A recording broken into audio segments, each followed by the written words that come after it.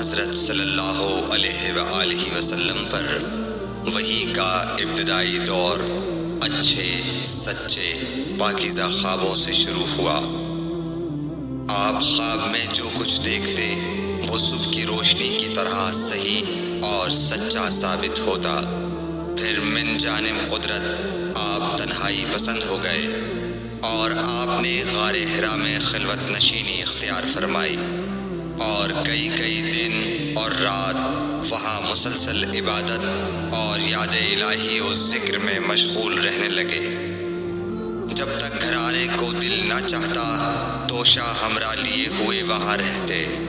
توشہ ختم ہونے پر ہی اہلیہ محترمہ حضرت خدیجہ رضی اللہ تعالی عنہا کے پاس تشریف لاتے اور کچھ توشہ ہمراہ لے کر پھر وہاں جا کر خلوت گزین ہو جاتے۔ یہی طریقہ جاری رہا یہاں تک کہ آپ پر حق منکشف ہو گیا اور آپ غار حرا ہی میں قیام پذیر تھے کہ اچانک حضرت جبرائیل علیہ السلام آپ کے پاس حاضر ہوئے اور کہنے لگے کہ اے محمد پڑھو۔ آپ فرماتے ہیں کہ میں نے کہا کہ میں پڑھنا نہیں جانتا۔ آپ صلی اللہ علیہ وسلم فرماتے ہیں کہ فرشتے نے مجھے پکڑ کر اتنے زور سے بھینچا کہ میری طاقت جواب دے گئی۔ پھر مجھے چھوڑ کر کہا پڑھو۔ میں نے پھر وہی جواب دیا کہ میں پڑھا ہوا نہیں ہوں۔ اس فرشتے نے مجھ کو نہایت ہی زور سے بھینچا کہ مجھ کو سخت تکلیف محسوس ہوئی۔ پھر اس نے کہا کہ پڑھ۔ میں نے کہا میں پڑھا ہوا نہیں ہوں۔ فرشتے نے تیسری بار مجھ کو پکڑا اور تیسری مرتبہ پھر مجھ کو بھینچا۔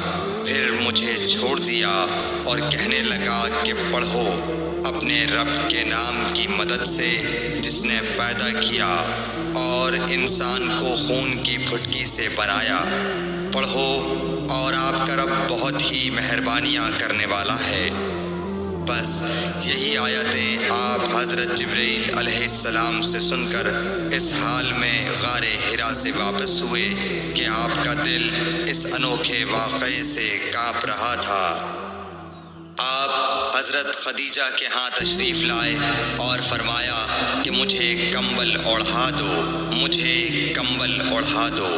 لوگوں نے آپ کو کمبل اوڑھا دیا۔ جب آپ کا ڈر جاتا رہا تو آپ نے اپنی زوجہ محترمہ حضرت خدیجہ رضی اللہ تعالی عنہا کو تفصیل کے ساتھ یہ واقعہ سنایا اور فرمانے لگے کہ مجھ کو اب اپنی جان کا خوف ہو گیا ہے۔ آپ کی اہلیہ محترمہ حضرت خدیجہ رضی اللہ تعالی عنہا نے آپ کی ڈھارس بندھائی اور کہا کہ آپ کا خیال صحیح نہیں ہے۔ اللہ کی قسم آپ کو اللہ کبھی رسوا نہیں کرے گا۔ آپ تو اخلاق فاضلہ کے مالک ہیں۔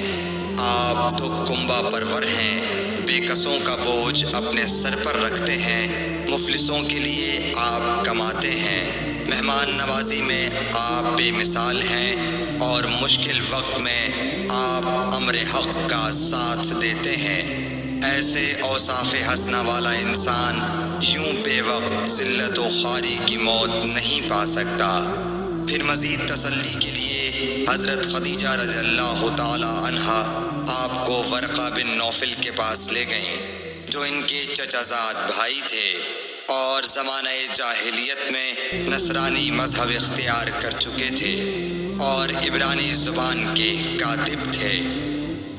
چنانچہ انجیل کو بھی حسب منشائے خداوندی عبرانی زبان میں لکھا کرتے تھے۔ انجیل سریانی زبان میں نازل ہوئی تھی، پھر اس کا ترجمہ عبرانی زبان میں ہوا۔ ورقہ اسی کو لکھتے تھے۔ وہ بہت بوڑھے ہو گئے تھے، یہاں تک کہ ان کی بینائی بھی رخصت ہو چکی تھی۔ حضرت خدیجہ رضی اللہ تعالی عنہا نے ان کے سامنے آپ کے حالات بیان کیے اور کہا کہ اے چچا زاد بھائی، اپنے بھتیجے محمد صلی اللہ علیہ وسلم کی زبانی ذرا ان کی کیفیت سن لیجئے۔ وہ بولے کہ بھتیجے آپ نے جو کچھ دیکھا ہے اس کی تفصیل سناؤ۔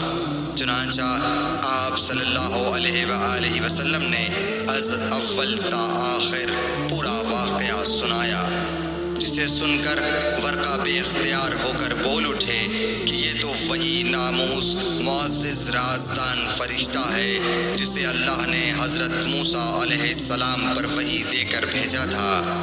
کاش میں آپ کے اس عہد نبوت کے شروع ہونے پر جوان عمر ہوتا، کاش میں اس وقت تک زندہ رہتا جب کہ آپ کی قوم آپ کو اس شہر سے نکال دے گی۔